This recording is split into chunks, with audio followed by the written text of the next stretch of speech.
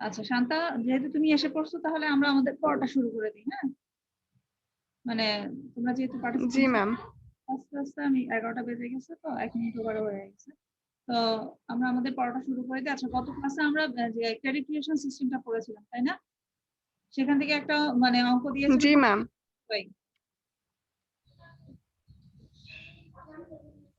করতে পেরেছি না? ওইদ্রি, ক্যামেরাটা অন করে ফেলো বাবা। জি আচ্ছা ম্যাম, করতে পেরেছি তো। আচ্ছা ঠিক আছে, আজকে আমরা আরেকটু মানে এটাকে ধরো আরেকটু অন্যভাবে কিভাবে আসতে পারে সেটা আমরা একটু দেখি। গত ক্লাসে আমরা দেখেছিলাম যে তোমাদের ব্যাংক রেট যেটা সেটা ছিল তোমার আর ছিল কত 10% করে আমরা করেছিলাম। তো এই ক্ষেত্রে দেখো যদি আমার ব্যাংক রেটটা চেঞ্জ হয় তাহলে সেক্ষেত্রে কিভাবে হবে সেটা আমরা আজকে একটু দেখি। একটা অঙ্ক লিখো একটু দ্রুত।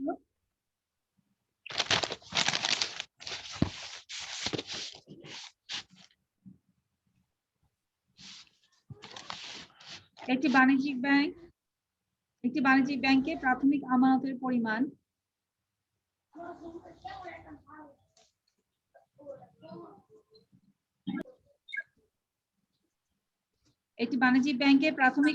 পরিমাণ মাহি ভালো আছো? রাফিয়া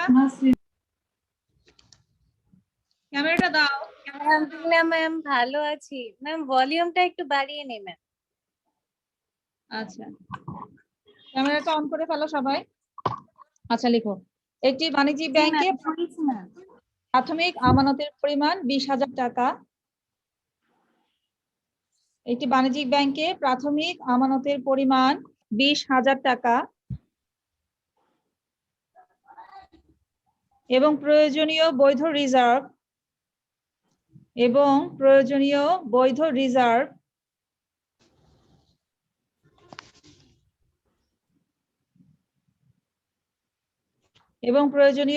রিজার্ভ 10%।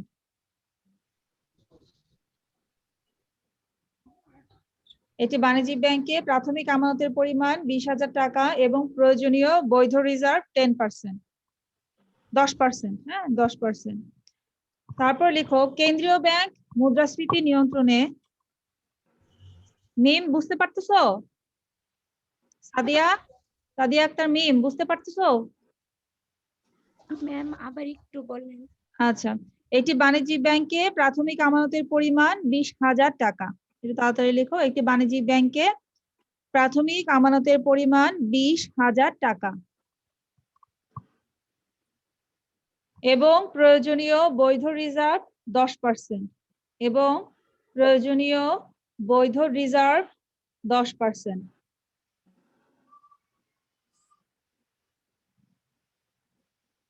কেন্দ্রীয় ব্যাংক মুদ্রাস্ফীতি নিয়ন্ত্রণের জন্য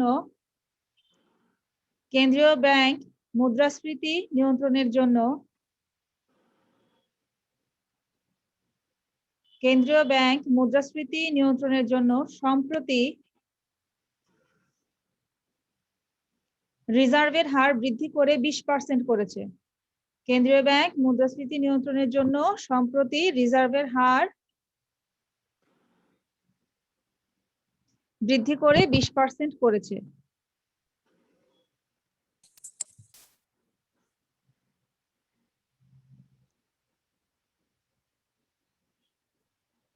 এটি বাণিজ্যিক ব্যাংকের প্রাথমিক আমানতের পরিমাণ 20,000 টাকা এবং প্রয়োজনীয় বৈধ রিজার্ভ 10%। কেন্দ্রীয় ব্যাংক মুদ্রাস্ফীতি নিয়ন্ত্রণের জন্য সম্প্রতি রিজার্ভের হার বৃদ্ধি করে 20% করেছে। গত ক্লাসে আমরা শুধু একটা ভাবে দেখেছি যে রিজার্ভের হার যদি ধরো 10% হয় তাহলে সেই ক্ষেত্রে আমার ক্রেডিট ক্রিয়েশন সিস্টেমের ক্ষেত্রে কতটুকু পরিমাণ ঋণ আমানত সৃষ্টি হবে। হ্যাঁ, আমরা এইটা গত ক্লাসে দেখেছি, কিন্তু এই ক্ষেত্রে এখন নতুন আরেকটা জিনিস এখন দেখো লেজ লাগায় দিচ্ছে যে মুদ্রাস্ফীতির হার নিয়ন্ত্রণের জন্য আমি যদি রিজার্ভের হারটা বাড়াই তাহলে সেক্ষেত্রে কি অবস্থাটা দাঁড়াবে, তাহলে এখানে কি কতটুকু পরিমাণ আমি ঋণ আমানত সৃষ্টি করতে পারি। এখন আমাকে নতুন করে একটা এখানে লেজ লাগাই দিচ্ছে, সেটা হচ্ছে 20% বাড়ানো। ঠিক আছে, এখন প্রথমে আসো আমরা যদি বলি যে এখানে একটা লাইন দেওয়া আছে বৈধ রিজার্ভের হার। ব্যাপারটা কি যে ধরো কেন্দ্রীয় ব্যাংকে বাণিজ্যিক ব্যাংকগুলো প্রতিদিন তাদের যে দৈনন্দিন যে ট্রানজেকশনটা হয়, এই ট্রানজেকশনের একটা নির্দিষ্ট অংশ তারা কেন্দ্রীয় ব্যাংকে জমা রাখে। ঠিক আছে, এখন কেন্দ্রীয় ব্যাংকে যদি দৈনন্দিন লেনদেনের যে অংশটা তারা জমা রাখে সেটা যদি বেড়ে যায় তাহলে তাদের ঋণ সৃষ্টির পরিমাণটা কি হবে, কম, ঋণ মানুষকে দিতে পারবে কম। আর যদি মনে করো রিজার্ভের হারটা কমায় দেয় তাহলে বাণিজ্যিক ব্যাংকগুলোর হাতে টাকা থাকে, অর্থ থাকে, তাহলে তার সেক্ষেত্রে তারা ঋণের পরিমাণটা বাড়ায় দিতে পারে, ঋণটা বেশি পরিমাণে দিতে পারে। এখন মুদ্রাস্ফীতি যদি নিয়ন্ত্রণ করতে যায় সরকার, অর্থাৎ মানুষের হাত থেকে, জনগণের হাত থেকে টাকাটা কমায় নিতে চাবে, তো টাকা কমায় নিতে চাবে কিভাবে, বাণিজ্যিক ব্যাংকগুলো ঋণ দান ক্ষমতাটাকে কি করবে, কমায় নিবে। ঋণ দান ক্ষমতা কমাইতে হলে তখন কি করবে, এই রিজার্ভের হারটা তারা বাড়ায় দিবে। আর যদি মনে করে যে না মুদ্রাস্ফীতি না, আমাদের দেশে এখন মুদ্রা সংকোচন অবস্থা আছে, জনগণের হাতে কম টাকা আছে, তাহলে সেক্ষেত্রে কি করবে, বাণিজ্যিক ব্যাংকগুলোকে ঋণ দানের ক্ষমতাটা কেন্দ্রীয় ব্যাংক বাড়ায় দিবে, রিজার্ভের হারটা তখন, বৈধ রিজার্ভের হারটা তারা কি করবে, তখন কমায় দিবে। ঠিক আছে, তো এইভাবে তারা মুদ্রাস্ফীতি এবং মুদ্রা সংকোচনটাকে নিয়ন্ত্রণ করতে পারে।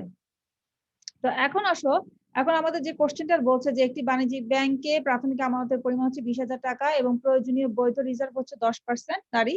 কেন্দ্রীয় ব্যাংক মুদ্রাস্ফীতি নিয়ন্ত্রণের জন্য সম্প্রতি রিজার্ভের হার বৃদ্ধি করেছে 20%। এখন আমাকে কোশ্চেনটা কি দিল, এখন দেখো কোশ্চেন আমি এখানে ওই যে 3 নাম্বার আর 4 নাম্বার কোশ্চেন এই দুটা বলবো। হ্যাঁ, 3 নাম্বার কোশ্চেনটা দেখো, লিখো উদ্দীপকে উল্লিখিত ব্যাংক কর্তৃক, উদ্দীপকে উল্লেখিত ব্যাংক কর্তৃক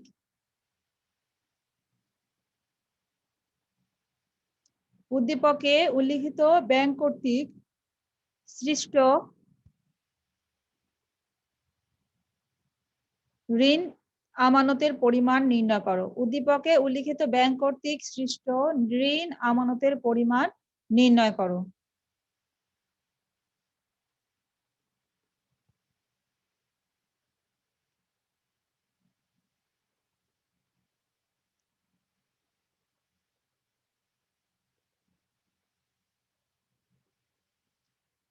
চার নাম্বার কোশ্চেনটা লিখো, কেন্দ্রীয় ব্যাংক কর্তৃক, 3 নাম্বার কোশ্চেনে লিখতে পারছো সবাই? কেন্দ্রীয় ব্যাংক কর্তৃক রিজার্ভের জি হার, ম্যাম। আচ্ছা, কেন্দ্রীয় ব্যাংক কর্তৃক রিজার্ভের হার বৃদ্ধির ফলে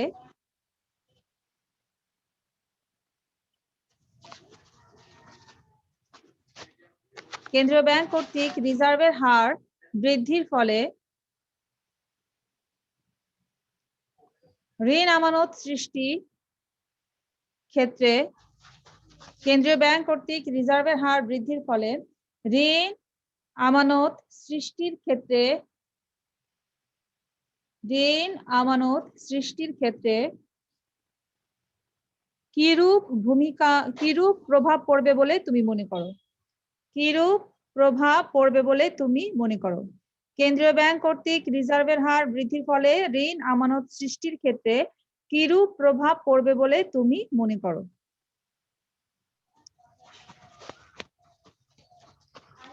আমি 3 নাম্বার কোশ্চেনটা আবার বলতেছি, উদ্দীপকে উল্লিখিত ব্যাংক কর্তৃক সৃষ্ট ঋণ আমানতের পরিমাণ নির্ণয় করো। 4 নাম্বার হচ্ছে কেন্দ্রীয় ব্যাংক কর্তৃক রিজার্ভের হার বৃদ্ধির ফলে ঋণ আমানত সৃষ্টির ক্ষেত্রে কিরূপ প্রভাব পড়বে বলে তুমি মনে করো?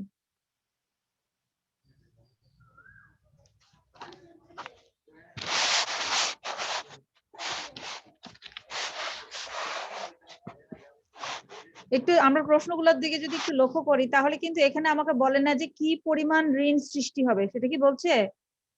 কি পরিমাণ মানে কি পরিমাণ ঋণ সৃষ্টি হবে সেটা কিন্তু বলে না। এখানে আমাকে বলছে যে আমি কতটুকু পরিমাণ প্রাথমিক পর্যায়ে আমি ঋণ দিতে পারবো। প্রাথমিক পর্যায়ে আমার ঋণের জন্য আমার যে ফান্ডটা, আমার এই ফান্ডটা কতটুকু থাকবে, 10% হলে কত আর 20% হলে কত, এভাবে আমরা এটা একটু ক্যালকুলেশন করব। তাহলে প্রথমে আমরা চলে যাই, অঙ্কটা করি আমরা একটু। এখন দেখো,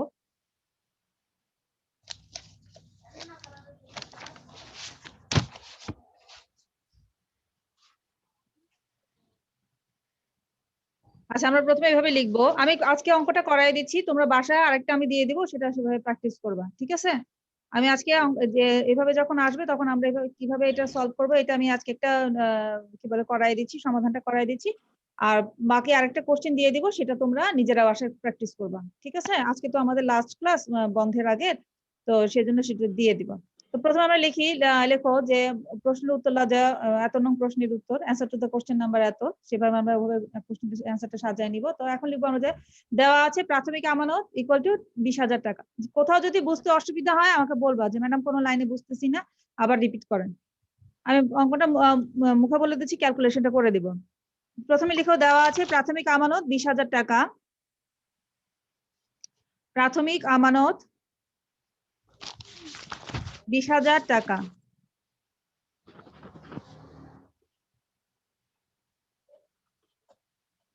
প্রয়োজনীয় বৈধ রিজার্ভ 10%। প্রাথমিক আমানত 20,000 টাকা।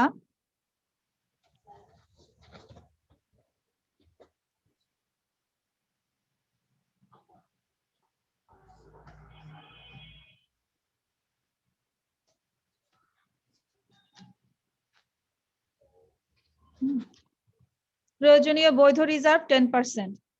প্রয়োজনীয় বৈধ রিজার্ভ 10% এবং বৃদ্ধিপ্রাপ্ত রিজার্ভের হার ইকুয়াল টু 20%, এবং বৃদ্ধিপ্রাপ্ত রিজার্ভের হার 20%।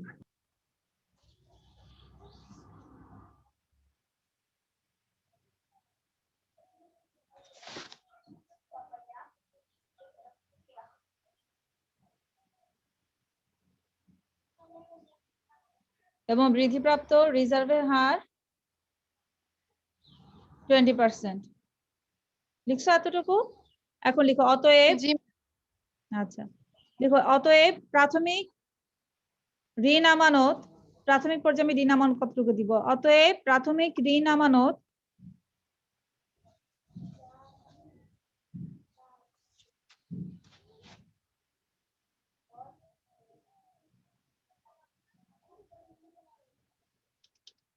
বিশ হাজার ছিল না? 20,000, হ্যাঁ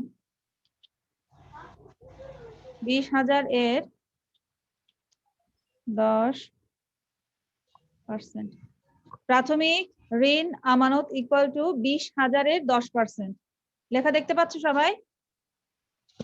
জি ম্যাম।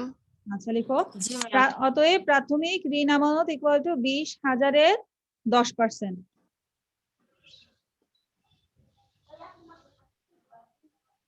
ইকুয়ালস, এবার আমরা ক্যালকুলেশন করি। 10 না দিয়ে আগে 20 দিই। 20,000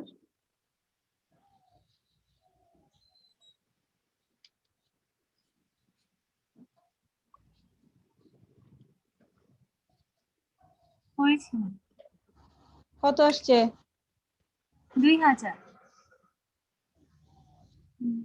2,000 আসবে।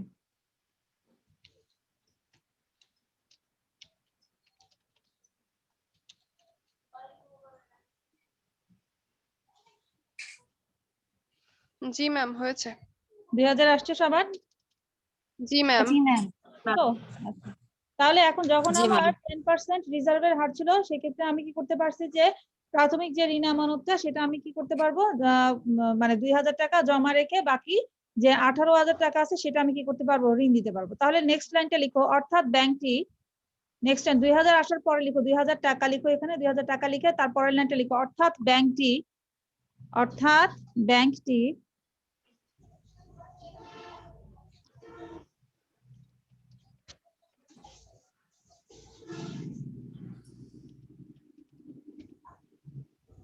জি ম্যাম। অর্থাৎ ব্যাংকটি 20,000 মাইনাস 2,000 ইকুয়াল টু 18,000 টাকা ঋণ দিতে পারবে। এখানে কিন্তু আমাকে ক্রেডিট ক্রিয়েশন সিস্টেমে লাস্ট অফ অল কত টাকা ঋণ ক্রিয়েট হবে অর্থনীতিতে সেটা কিন্তু বের করতে বলে না। আমাকে বলছে যে প্রাথমিকভাবে সে কতটুকু পরিমাণ সে ঋণ দিতে পারবে যদি 10% আমার রিজার্ভের হারটা হয়। কি বলছি বুঝতে পারছো? আমরা যে গত ক্লাসে অনেক একটা সূত্র দিয়ে করছিলাম না, যে প্রাথমিক আমানত -1 মাইনাস আর করছিলাম না? আমার এই সূত্রটার এখানে কোনো দরকার নেই, কারণ এখানে আমাকে বলে না যে ব্যাংকের ক্রেডিট ক্রিয়েশন সিস্টেম বা ঋণ সৃজন পদ্ধতির মাধ্যমে সর্বশেষ কতটুকু পরিমাণ আমার ঋণ আমরা সে ব্যাংকটা দিতে পারে, আমার কিন্তু সেটা বের করতে বলেন। এখানে জাস্ট বলছে ব্যাংকের ঋণ দান ক্ষমতাটা কতটুকু হবে প্রাথমিক পর্যায়ে। তো 10% যখন সুদের হার ছিল তখন সেক্ষেত্রে আমি 18,000 টাকা পরিমাণ ঋণ দিতে পারতাম প্রাথমিক পর্যায়ে। এরপরে লিখো, অর্থাৎ ব্যাংকটি 18,000 টাকা ঋণ দিতে পারবে। এতটুকু সবার কমপ্লিট? জি ম্যাম। জি ম্যাম। রেনুবা, ফাহমিদা? জি ম্যাম। আচ্ছা, তারপরে আমরা লিখি এখন লিখো নেক্সট লাইনে যাও। এবং বৃদ্ধিপ্রাপ্ত ঋণ আমানত, বৃদ্ধিপ্রাপ্ত ঋণ আমানত। তিশা আর তোমার অনুষা, কোনো সমস্যা আছে? অনুষা আর তিশা, তোমাদের সমস্যা আছে? না ম্যাম।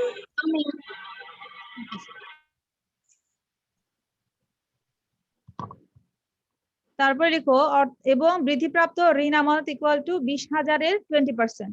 বৃদ্ধিপ্রাপ্ত ঋণ আমানত ইকুয়াল টু 20,000-এর 20%। তাহলে এখানে 20,000-এর 20% কত হবে বলো তো? 4,000। 4,000। হ্যাঁ, 4,000।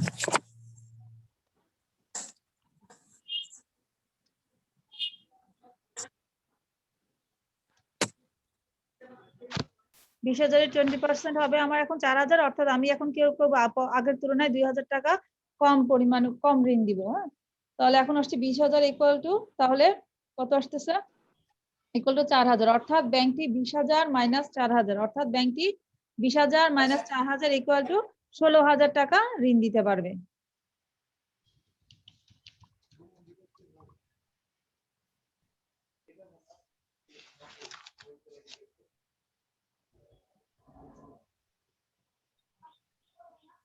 বিশ 20,000 মাইনাস 4,000 ইকুয়াল টু 16,000 টাকা সে ঋণ দিতে পারবে। তাহলে এখন আমি এটা ফিনিশিং দিব কিভাবে? লাস্ট লাইনটা আমি কিভাবে লিখবো?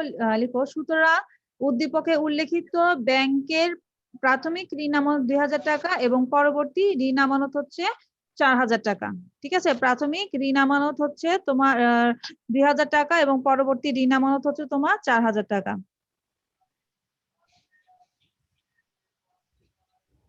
ম্যাম আবার একটু বলেন। লাস্ট লাইনটা? জি ম্যাম। আচ্ছা, সুতরাং উদ্দীপকে উল্লেখিত ব্যাংকের প্রাথমিক ঋণ আমানত 2,000 টাকা, উদ্দীপকে উল্লেখিত ব্যাংকের প্রাথমিক ঋণ আমানত 2,000 টাকা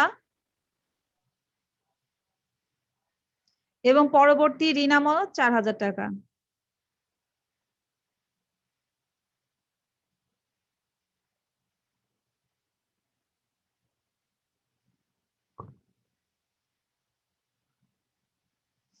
মিম, বুঝতে পারছো?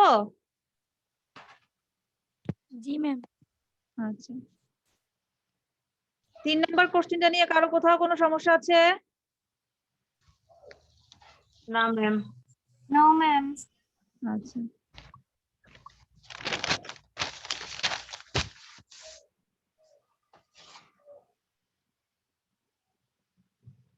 এবার আমরা 4 নম্বরের কোশ্চেনে চলে যাব। 4 নম্বরে দেখো বলছে যে কেন্দ্রীয় ব্যাংক কর্তৃক রিজার্ভের হার বৃদ্ধির ফলে ঋণ আমানত সৃষ্টির ক্ষেত্রে কিরূপ প্রভাব পড়বে বলে তুমি মনে করো? ঠিক আছে, কি বলছে? কেন্দ্রীয় ব্যাংক কর্তৃক রিজার্ভের হার বৃদ্ধির ফলে ঋণ আমানত সৃষ্টির ক্ষেত্রে, এই যে এখন চলে আসছে যে ঋণ আমানত সৃষ্টির ক্ষেত্রে কিরূপ প্রভাব পড়বে বলে তুমি মনে করো। তো এটা কিভাবে লিখতে হবে আমি জাস্ট একটু তোমাদেরকে মুখে বলে দিচ্ছি, তো পরে তোমরা সেটা যে আমি রেকর্ড দেখে সেটা তোমরা লিখে ফেলবা যে এভাবে ম্যাডাম বলছিল, এভাবে লিখতে হবে। তো আমরা 4 নাম্বার জন্য কোশ্চেনটা এভাবে অ্যান্সারটা এভাবে লিখবো যে কেন্দ্রীয় ব্যাংকের নিকট বাণিজ্যিক ব্যাংকগুলোকে নির্দিষ্ট হারে আমানতের যে অংশ জমা রাখতে হয় তাকে নগদ জমার হার বা ক্যাশ রিজার্ভ রেশিও বলা হয়। ঠিক আছে, কেন্দ্রীয় ব্যাংকের নিকট বাণিজ্যিক ব্যাংকগুলো নির্দিষ্ট হারে আমানতের যে অংশ জমা রাখে তাকে নগদ জমার হার বা ক্যাশ রিজার্ভ রেশিও বলে। নগদ জমার হার বাড়লে বাণিজ্যিক ব্যাংকগুলোকে বেশি পরিমাণ অর্থ কেন্দ্রীয় ব্যাংকে জমা রাখতে হয়, তখন ব্যাংকগুলোর কাছে নগদ জমা হ্রাস পায়। এই অবস্থায় তাদের ঋণদানের ক্ষমতাটা কি হয়ে যায়? কমে যায়। আবার নগদ জমার হার যখন কম হবে বা কমানো হলে কেন্দ্রীয় ব্যাংক থেকে যদি নির্দেশ দেয় যে কমাতে হবে, যে নগদ জমার হার যদি কমানো হলে বাণিজ্যিক ব্যাংকগুলোর হাতে অর্থের পরিমাণটা কি হয়ে যায়? বেড়ে যায়। অর্থাৎ এখন যদি আমি ক্যাশ রিজার্ভ রেটটা যদি আমি কমায় দেই তাহলে বাণিজ্যিক ব্যাংকগুলোর হাতে কি হবে? অর্থের পরিমাণটা বেড়ে যাবে। ওই যে 20%-এর জায়গায় এখন যদি 10% করে দেয়, কেন্দ্রীয় ব্যাংক যদি 10% করে দেয় তাহলে সেক্ষেত্রে কিন্তু বাণিজ্যিক ব্যাংকগুলোর হাতে নগদ জমার পরিমাণটা কি হয়ে যাবে? বেড়ে যাবে, এবং তখন বাজারে ঋণের পরিমাণটাও বাড়বে। তো উদ্দীপকের উল্লেখিত 10% যখন ছিল আমার রিজার্ভের হারটা, 10% রিজার্ভে ঋণ আমানত ছিল কত? 2,000 টাকা। ঋণ আমানত হবে 2,000 টাকা, অর্থাৎ ব্যাংকটি 18,000 টাকা ঋণ দিতে পারবে। 20,000 মাইনাস 2000 ইকুয়াল টু কত 18,000 টাকা, সে কি করতে পারবে? ঋণ দিতে পারবে। রিজার্ভের হার 20% হলে ঋণ আমানত হবে 4,000 টাকা, অর্থাৎ ব্যাংকটি ঋণ দিতে পারবে তখন 20,000 মাইনাস 4,000 ইকুয়াল টু 16,000, অর্থাৎ 16,000 টাকা সে তখন কি করতে পারবে? ঋণ দিতে পারবে। তো আমরা তাহলে বলতে পারি যে রিজার্ভের হার যদি বৃদ্ধি পায় তাহলে সেক্ষেত্রে কি হবে? ব্যাংকের ঋণদান ক্ষমতাটা হ্রাস পায়, ঠিক আছে? আর যখন রিজার্ভের হারটা কমায় দিবে তখন বাণিজ্যিক ব্যাংকগুলো ঋণদান ক্ষমতাটা বৃদ্ধি পাবে। ক্লিয়ার সবাই কিভাবে লিখতে হবে?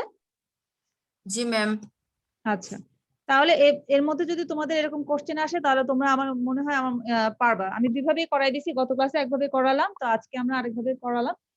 গত ক্লাসে দেখলাম যে আমরা ক্রেডিট ক্রিয়েশন সিস্টেমের মাধ্যমে কিভাবে মানে শেষ পর্যন্ত কতটুকু পরিমাণ আমরা মানে একটা অর্থনীতিতে গিয়ে ঋণটা কতটুকু পরিমাণ আমরা বাড়াতে পারি সেক্ষেত্রে ক্রেডিট ক্রিয়েশন সিস্টেমটা আমরা বাণিজ্যিক ব্যাংকের ঋণ সৃষ্টির প্রক্রিয়া যেটা। আর আজকে আমরা বলছি যে রিজার্ভের হার আমি বাড়ায় কমায়ের মাধ্যমে মুদ্রাস্ফীতি নিয়ন্ত্রণ করতে পারি।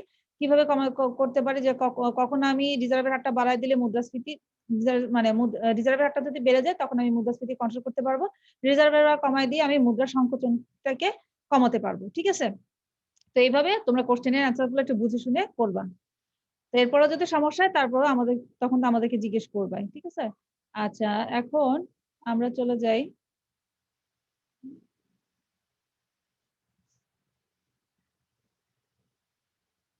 আচ্ছা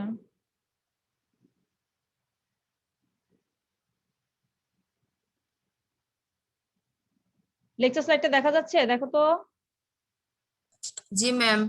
আচ্ছা, তো আজকে আমরা আমাদের এই চ্যাপ্টারের শেষ দুটো টপিকস পড়বো, সেটা হচ্ছে online banking and mobile banking. এই দুটোর ব্যাংক সম্পর্কে আগে তোমরা যদিও কি বলবো কম জানতে, এখন মোটামুটি লকডাউনের কারণে প্যান্ডামিকের কারণে তোমরা এই সম্পর্কে তোমাদের আইডিয়াটা মোটামুটি ভালোই থাকার কথা, অনলাইন ব্যাংকিং কি আর মোবাইল ব্যাংকিং কি। তো একটা জাস্ট আমরা একটা সিম্পল একটা উদাহরণ দিয়ে আমরা যদি বলি, আমরা এখন বিভিন্ন ধরনের অ্যাড দেখি, যেমন কিছুদিন আগে না এই অ্যাডটা খুব জনপ্রিয় মানে হয়েছিল যে ঠকঠকের দিন শেষ, হ্যাঁ আমরা এখন বেতন পাই হচ্ছে তোমার মোবাইলে, বাপ মারে গ্রামে টাকা পাঠাই, তারপর হচ্ছে পাইয়াও যাই যখন তখন, কোনো অসুবিধা হয় না, দিন বদলাইছে, এরকম একটা মানে অ্যাড ছিল আর কি রুনা খানের। তো এই অ্যাড এর মাধ্যমে আসলে কি যে আমরা মোবাইল ব্যাংকিংটাকে তখন এখানে হাইলাইট করা হয়েছিল যে মোবাইল ব্যাংকিং এর মাধ্যমে এখন বেতনগুলো আসতেছে, মানে কর্মচারীদের বেতনগুলো মোবাইলের মাধ্যমে, বিশেষ করে গার্মেন্টস শ্রমিকদের যারা ব্যাংকে গিয়ে টাকা তুলতে পারে না, ম্যাক্সিমামই মানে কি বলবো বেতনটা স্যালারিটা চলে যাচ্ছে তোমার ব্যাংকে, তারা আবার গ্রামেও টাকা পাঠাচ্ছে, কি করতেছে যে মোবাইলের মাধ্যমে তারা গ্রামেই টাকা পাঠিয়ে দিচ্ছে। তো এগুলো হচ্ছে তোমার অনলাইন ব্যাংকিং এর সুবিধা আর কি। তো আজকে মোটামুটি আমরা এটা নিয়েই পড়বো যে অনলাইন ব্যাংকিং কি আর মোবাইল ব্যাংকিং কি, দুটো আমরা মোটামুটি একই রকম জানলেও দুটার মধ্যে পার্থক্য আছে। তো প্রথম চলে যাই আমরা অনলাইন ব্যাংকিং কাকে বলে। তো অনলাইন ব্যাংকিংটা আসলে এটা হচ্ছে তোমার যদি আমরা বলি সেটা হচ্ছে তোমার ব্যাংকিং বাণিজ্যিক ব্যাংকগুলো যেটা আছে সেই বাণিজ্যিক ব্যাংকের যে কার্যক্রমগুলো তোমার মানে ইলেকট্রনিক্স যে এটাকে যদি আমি বলি যে ইলেকট্রনিক মিডিয়ার মাধ্যমে যেটা করা হয়, হ্যাঁ যে ইন্টারনেটের মাধ্যমে এই প্রযুক্তির সাহায্য নিয়ে তারা যে কার্যক্রমটা করে থাকে সেটাকে আমরা সাধারণত বলে থাকি যে অনলাইন ব্যাংকিং।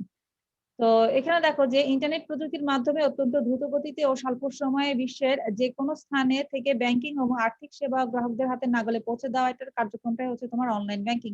আমরা যখন debit card credit card use করি, এটিএম বুথ গুলো ইউজ করি, হ্যাঁ এগুলো হচ্ছে সবগুলোই কিন্তু তোমার যে অনলাইন ব্যাংকিং এর একটা কার্যক্রম, ঠিক আছে?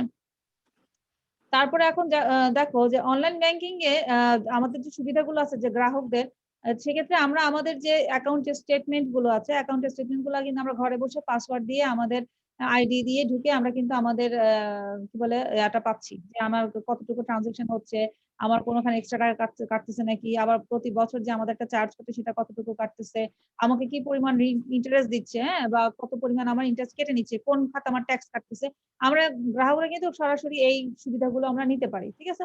তারপরে এক ব্যাংক থেকে অন্য ব্যাংকে যদি আমি টাকা ট্রান্সফার করতে চাই, হ্যাঁ বা আমার সকল ইনফরমেশন গুলো আমরা মানে ব্যাংক ব্যবস্থার কর্মকর্তা কর্মচারী কিন্তু আমাদের সকল ইনফরমেশন গুলো কিন্তু তারা এই অনলাইনের মাধ্যমে কিন্তু তারা দেখে পেতেছে যে আমার কোন অ্যাকাউন্টে কত টাকা আছে, কত টাকা আমার ডিপিএস এ যাচ্ছে, কত টাকা আমি ইন্টারেস্ট পাচ্ছি মোটামুটি সবকিছুই আমাদের এই অনলাইন ব্যাংকিং এর মাধ্যমে হয়ে থাকে।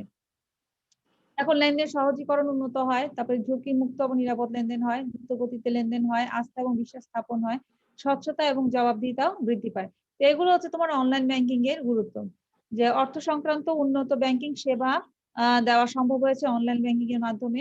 নগদ অর্থ যেহেতু লেনদেন করা ঝুঁকি থাকে যে নগদ লেনদেনে, সেক্ষেত্রে আমরা চেকে দেখো যদি আমার 50 লাখ টাকা চেক হয়, সেটা আমি ব্যাংকে জাস্ট চেকটা জমা দিলে তারা কি করতেছে, অন্য ব্যাংক থেকে সেটা কেটে রেখে দিতে পারতেছে। তো এইভাবে তারা কি করছে যে আমাদের যে ক্যাশ যে এত হিউজ মানিটা আমরা নিজে ক্যারি না করলেও আমরা অসুবিধা পড়তেছি না, কারণ আমার ডেবিট কার্ড, ক্রেডিট কার্ড বা চেকের মাধ্যমে আমরা এই জিনিসগুলো ব্যাংকে জমা দিতে পারতেছি। দ্রুত গতির লেনদেন হয়, এটা আমরা জানি যে অনলাইন ইন্টারনেট ব্যবহারের মাধ্যমে এটা দ্রুত গতির লেনদেন হয়ে থাকে। আস্থা এবং বিশ্বাস স্থাপন, এটা আমরা ঘরে বসে নিজেদের যেহেতু এটা কি বলবো অ্যাকাউন্টস এর সব স্টেটমেন্ট গুলো চেক করতে পারতেছি, তাহলে সেক্ষেত্রে এক্ষেত্রে আমাদের নিশ্চয়তা থেকে থাকে, অনিশ্চয়তা ঝুঁকিটা কম থাকে। স্বচ্ছতা এবং জবাবদিহিতা, সেটা যে এখানে দেখো যে গ্রাহকরা যখন তখন তাদের অ্যাকাউন্টের স্ট্যাটাস ঘরে বসেই দেখে নিতে পারছেন। এই যে আমাদের মোবাইলে যে মেসেজ গুলো আছে যে আপনার অ্যাকাউন্ট থেকে এই পরিমাণ ট্রানজাকশন হচ্ছে, এই টাকা উইথড্র হচ্ছে, এত টাকা জমা হচ্ছে, এই ক্ষেত্রেও এটা কিন্তু অনলাইন ব্যাংকিং এর একটা সুবিধা। তারপরে দেখো সময়, শ্রম ও ব্যয় সাশ্রয় হয়, তথ্য এবং অনুসন্ধান, রেমিটেন্স বৃদ্ধি, যে বাইরের দেশ থেকে যদি আমি টাকাটা পাঠাই সেটা ব্যাংকিং সেক্টরের মাধ্যমে ব্যাংকিং এর সহজে চলে আসে। ব্যাংক ব্যবস্থাটা এতটাই দ্রুত উন্নতি হয়েছে, একদিনের মধ্যে টাকা চলে আসে বাইরের দেশ থেকে কেউ যদি টাকা পাঠায়। ব্যবসা বাণিজ্য গতিশীলতা বৃদ্ধি পায়, অর্থনৈতিক উন্নয়নের ক্ষেত্রে কর্মসংস্থান তৈরি হয়, হ্যাঁ, বা জীবনযাত্রার মান বৃদ্ধি করে, এটা হচ্ছে অনলাইন ব্যাংকিং এর গুরুত্ব। 2 নম্বর যেটা, সেটা হচ্ছে মোবাইল ব্যাংকিং। এখন দেখো মোবাইল ব্যাংকিং এ আমরা সাধারণত দেখি যে অনলাইন ব্যাংকিং এ যেমন ব্যাংকে আমাদের একটা অ্যাকাউন্ট থাকতে হয়, প্রত্যেকটা গ্রাহকের কি থাকতে হয়, একটা অ্যাকাউন্ট থাকতে হয়। আর কিন্তু মোবাইল ব্যাংকিং এর ক্ষেত্রে আমরা দেখতেছি যে এক্ষেত্রে কিন্তু তেমন ধরনের কোনো অ্যাকাউন্ট কিন্তু থাকে না। এক্ষেত্রে কি করা হয়, গ্রাহকের নামে জাস্ট ভোটার আইডি কার্ডের আমরা যদি মোবাইল ব্যাংকিং যে চালু করতে চাই, যেমন ধরুন বিকাশ, নগদ, রকেট, ইউক্যাশ ইত্যাদির মাধ্যমে কিন্তু আমরা কি করতে পারি যে সহজেই টাকাটা ট্রান্সফার করতে পারি। এক্ষেত্রে আমরা একটা অ্যাপস ডাউনলোড করে নিয়ে আমরা আমাদের একটা অ্যাকাউন্ট সেখানে পরিচালনা করতে পারি সহজেই। আমরা এক্ষেত্রে যে কোনো ধরনের বিল পরিশোধ করতে পারি, টাকা উঠাতে পারি, টাকা জমা দিতে পারি, মোবাইল রিচার্জ করতে পারি, নিত্য প্রয়োজনীয় দ্রব্য সামগ্রীও আমরা কিনতে পারি কিন্তু মোবাইলে। যেমন ধরো যে ইউআর মানে করতে স্ক্যান করলে সেক্ষেত্রেও কিন্তু আমাদেরকে বিভিন্ন ধরনের কি করে সুবিধা দেয়, যে আপনি ধরো আমি রং আউটলেটে গেলাম শপিং করতে, সেখানে বলে যে বিকাশে যদি আপনি না পে করেন তাহলে সেক্ষেত্রে আপনাকে 5% ডিসকাউন্ট দেওয়া হবে। এই ধরনের সুবিধাগুলো কিন্তু মোবাইল ব্যাংকিং এর মধ্যে দিয়ে থাকে।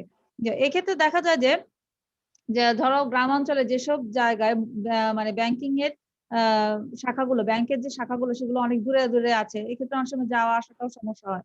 তো তখন কি করে যে মোবাইলের মাধ্যমে আমরা যদি টাকাটা পাঠিয়ে দিই, সে যে কোনো গ্রামের পাঠিয়ে দিলাম, সেক্ষেত্রে সে যে কোনো স্থান থেকে সেটা কি করতে পারে, ক্যাশ করতে পারে। এরকম আউটলেট গুলো থাকলে সেক্ষেত্রে সেখান থেকে সে কি করতে পারে, ক্যাশ করে নিতে পারে।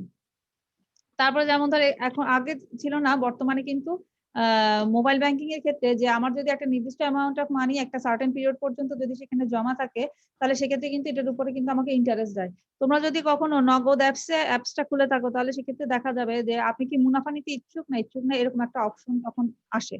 তো তখন মানে মুনাফা মানে কি, আমার যে এত টাকা পরিমাণ জমা থাকলে তার উপর একটা ইন্টারেস্ট রেট তারা দিয়ে থাকে। তো এই যে এই সুবিধাগুলো কিন্তু আস্তে আস্তে মোবাইল ব্যাংকিং এর মধ্যে করতেছে, যে যারা মুনাফা নিতে ইচ্ছুক বা যারা ইন্টারেস্ট নিতে ইচ্ছুক সেক্ষেত্রে এই অপশন গুলোও তাদেরকে দেওয়া হচ্ছে মোবাইল ব্যাংকিং এ। তারপরে এই ক্ষেত্রে আমরা জানি যে মোবাইল ব্যাংকিং খরচ খুবই কম, কারণ আমরা যদি ব্যাংকে অ্যাকাউন্ট করি সেক্ষেত্রে দেখবো যে 500 টাকা 700 টাকা করে আমার একটা অ্যাকাউন্টে চার্জ কাটে, কিন্তু মোবাইল ব্যাংকিং এর ক্ষেত্রে এই ধরনের সাধারণত চার্জ গুলো থাকে না। হ্যাঁ, এই ধরনের চার্জ গুলো থাকে না। ট্রানজাকশনের সময় সাধারণত দেখা যায় যে অল্প কিছু পরিমাণে আমার টাকা কেটে রাখে বা টাকা উত্তোলনের সময় কিছু একটা কেটে থাকে। তো আমরা দেখতেছি যে অনলাইন ব্যাংকিং এর তুলনায় মোবাইল ব্যাংকিং এর যে কার্যক্রমগুলো আছে সেগুলো মোটামুটি সহজ, হ্যাঁ, খরচও কম, এবং এক্ষেত্রে টাকা উত্তোলন করো বা টাকা প্রেরণ করা সেটাও কিন্তু আমাদের জন্য সহজ। তো এখানে মোবাইল ব্যাংকিং এ কিছু গুরুত্ব দেওয়া হচ্ছে যে প্রান্তিক জনগোষ্ঠীকেও ব্যাংকিং নেটওয়ার্কের আওতায় নিয়ে আসা, প্রাতিষ্ঠানিক ব্যাংক অ্যাকাউন্ট ছাড়াই অর্থ স্থানান্তর সম্ভব হয়, নগদ অর্থ বহন করার ঝুঁকি একেবারেই কমে গিয়েছে, দ্রুত গতিতে লেনদেনের নিশ্চয়তা দেয় মোবাইল ব্যাংকিং, ইন্টারনেটে নির্ভরশীলতা এখানে কম, একমাত্র মোবাইল ব্যাংকিং এর মাধ্যমে কেবল জরুরি প্রয়োজনে অর্থ লেনদেন করা সহজে করা যায়। অনলাইন কেনাকাটায় অনেকাংশে আমরা এই মোবাইল ব্যাংকিং এর উপর নির্ভরশীল, অর্থ স্থানান্তর, বিল পরিশোধ, পণ্য ক্রয় বিক্রয়ের ক্ষেত্রে এক্ষেত্রে সময়ের সাশ্রয় হয়। মোবাইল ব্যাংকিং ভুক্ত ব্যাংকে যাদের অ্যাকাউন্ট আছে তাদের অ্যাকাউন্টে সকল লেনদেনের তথ্য গ্রাহকের হাতের মোবাইলে থাকে। রেমিটেন্সের টাকা প্রিয়জনের হাতে সহজেই চলে যায়, পণ্য ক্রয় বিক্রয়, মূল্য পরিশোধের সুযোগ সৃষ্টি হয়, কর্মীদের বেতন ভাতা মোবাইলেও চলে যায়। মোবাইল ব্যাংকিং এর অ্যাকাউন্টে সঞ্চিত অর্থের বিপরীতে এখনো সুদও দেওয়া হচ্ছে, হ্যাঁ। যেটা আমি একটু আগে বলছি, মোবাইল ব্যাংকিং ব্যবস্থার অন্তর্ভুক্ত ব্যাংক অ্যাকাউন্ট থাকলে গ্রাহককে এটিএম বুথও কি করতে পারে, সে ব্যবহার করতে পারে। তো আজকের আলোচনার প্রেক্ষিতে আমাদের মোটামুটি চ্যাপ্টারটা শেষ। তো প্রেক্ষিতে এখানে কিছু উদ্দীপক দেওয়া আছে, এটা আমরা এই অঙ্কটা আজকে আমরা এখানে করলামই। তো ভালোই হলো যে অঙ্কটাও করে ফেলছি। আচ্ছা, এখন আসো দেখি, আমরা যদি বলি এখন একটা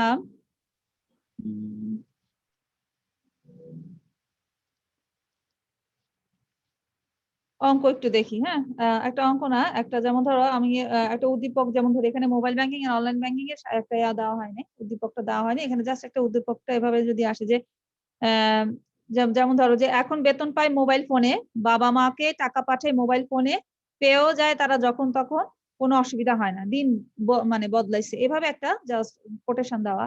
তো এক্ষেত্রে যদি আমাদের কোশ্চেনটা এরকম আসে যে উদ্দীপকে উল্লেখিত বিষয়টি কোন ব্যাংকিং কার্যক্রমের প্রতি ইঙ্গিত করে, তখন সেটাকে আমরা বলবো কি যে মোবাইল ব্যাংকিং। এটা তো আর এক কথায় উত্তর দিয়ে আমরা ছেড়ে দিতে পারবো না যে সেটা মোবাইল ব্যাংকিং। সেক্ষেত্রে আমাকে কি করতে হবে যে মোবাইল ব্যাংকিং এর যে সংজ্ঞাটা সেটা আমাদের দিকে দিতে হবে, মোবাইল ব্যাংকিং এর যে কিছু আমাদের গুরুত্ব বা একটু সুযোগ সুবিধাগুলো কি কি, সেক্ষেত্রে কিন্তু আমাকে এগুলো উল্লেখ করতে হবে মোবাইল ব্যাংকিং এর। ঠিক আছে, কি বলছে বুঝতে পারছো? 3 নাম্বার যে কোশ্চেনটা যে আমাদের, যেমন ধরো উদ্দীপকে উল্লেখিত বিষয়টি কোন ব্যাংকিং কার্যক্রমের উপরে ইঙ্গিত করছে ব্যাখ্যা করো, তখন আমাকে কি বলতে হবে যেটা মোবাইল ব্যাংকিং এর কার্যক্রমকে কি করতেছে, উদ্দীপকের বিষয়টি মোবাইল ব্যাংকিং কার্যক্রমকে নির্দেশ করে। বর্তমান সময়ে সবচেয়ে সহজ এবং জনপ্রিয় মাধ্যম হচ্ছে তোমার মোবাইল ব্যাংকিং। মোবাইল ব্যাংকিং কার্যক্রমের মাধ্যমে আমরা কি করতে পারি, দেশের প্রান্তিক অঞ্চলে, গ্রামাঞ্চলে টাকার অর্থের লেনদেন করা যায়।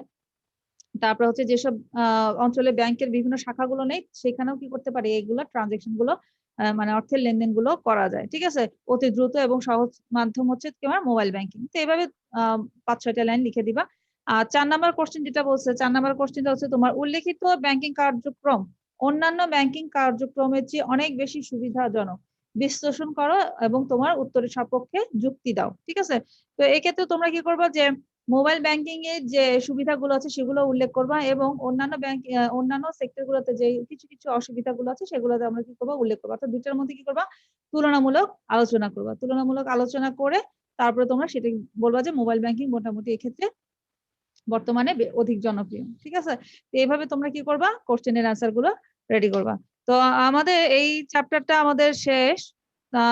আমি এখান থেকে দেখি একটা যদি পারি তোমাদেরকে এখানে SW দিব, সেটা ফিশারের তত্ত্ব হতে পারে, ব্যাংক ক্রেডিটেশন সিস্টেম হতে পারে, আবার কেন্দ্রীয় ব্যাংক বাণিজ্যিক ব্যাংকের মধ্যে হতে পারে। ঠিক আছে, তো এই চ্যাপ্টারটা খুবই সহজ একটা চ্যাপ্টার, কয়েকটা টপিকস একটু ভালো করে গুরুত্ব দিয়ে পড়লে তোমাদের মোটামুটি আশা করি যে কমন পড়ে যাবে এবং ভালো অ্যান্সার করতে পারবা। ঠিক আছে, তা আমাদের কিন্তু ফার্স্ট ইয়ারের সিলেবাসটা মোটামুটি সবই শেষ।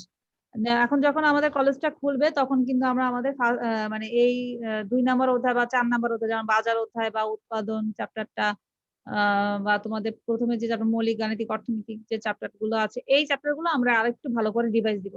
যেমন ধরো বাজার চ্যাপ্টার থেকে আমরা এখন কি করব যে প্রত্যেকটা, তখন আমরা মানে পড়ায় গেছি, SW করছো তোমরা, ঠিক আছে, এখন এক্ষেত্রে আমরা এক্সেপশন কিছু আছে যে কিছু এক্সেপশনাল কোশ্চেন গুলো যেগুলো আছে সেগুলো আমরা কি করবো, প্রতি ক্লাসে উদ্দীপক গুলো ভালো করে সলভ করবো, যে কোন ধরনের উদ্দীপক গুলো বোর্ডে আসে সেই বোর্ডের উদ্দীপক গুলো আমরা ভালো করে সলভ করবো, যেন তোমরা সেগুলো যদি পরীক্ষা হয় তাহলে যেন ভালো করে অ্যান্সার দিতে পারে। পরীক্ষা না ছাড়াও আমি একটা জিনিস পড়ে যাচ্ছি, সেক্ষেত্রে আমার সেই সেটা সম্পর্কে কনসেপ্টটা ক্লিয়ার থাকতে হবে। এবং তোমরা যদি হায়ার স্টাডিজে করতে যাবা যখন, তখন কিন্তু মানে ইকোনমিক্স যদি অনার্স মাস্টার্স করে সেটা হচ্ছে আলাদা ব্যাপার, কিন্তু অন্যান্য যে কোনো সাবজেক্টই পড়তে গেলেও আমার ইকোনমিক্সটা লাগবেই। ইকোনমিক্স থাকবে তোমাদের 100 মার্কস 200 মার্কসের ইকোনমিক্স পড়তে হবে, সেটা ফিনান্স পড়ো, অ্যাকাউন্টিং পড়ো, মার্কেটিং পড়ো। ও তোমরা তো সরি আর্টস এর স্টুডেন্ট, আর্টস এর ফিলোসফি ওখানে আমি ঠিক জানি না ওখানে পড়ায় নাকি, তবে ইকোনমিক্স লাগবে। যদি অন্য কোনো BBA পড়ো, যদি BBA প্রোগ্রামে যাও তাহলে সেক্ষেত্রে কিন্তু তোমাদের ইকোনমিক্স লাগবে। ঠিক আছে, তো আজকে আমাদের ক্লাসটা তাহলে আমরা এখানে শেষ করি। তোমরা সবাই ভালো থেকো, সুস্থ থেকো, আর কি বলবো, নিজের দিকে খেয়াল রাখবা আর কি। হ্যাঁ, সবাইকে ঈদ মোবারক। জি ম্যাম, আপনাকে সবাই ভালো থেকো, ঠিক আছে। জি ম্যাম, আপনিও ভালো থাকবেন। আপনিও ভালো থাকবেন, আমাদের জন্য দোয়া করবেন ম্যাম। ইনশাআল্লাহ জি তোমাদের ম্যাম, সাথে দোয়া করবেন। আসসালামু আলাইকুম। ভালো হয়ে যায়। রাফিয়া তো খুব সুন্দর করে হাসতেছো, শান্তাও, আর সবাই তো ক্যামেরা অফ করে তারপরে হাসতেছো নাকি মিম? ম্যাম এতক্ষণ অন ছিল, এখন অফ করে নিছি। রেনুবা ঠিক আছে, সবাই ভালো থেকো। হ্যাঁ, ওকে ম্যাম, ঠিক আসসালামু আছে। আলাইকুম ম্যাম। ওয়ালাইকুম আসসালাম, আসসালামু ম্যাম দোয়া আলাইকুম। করবেন আমাদের জন্য। আসসালামু আলাইকুম। ইনশাআল্লাহ।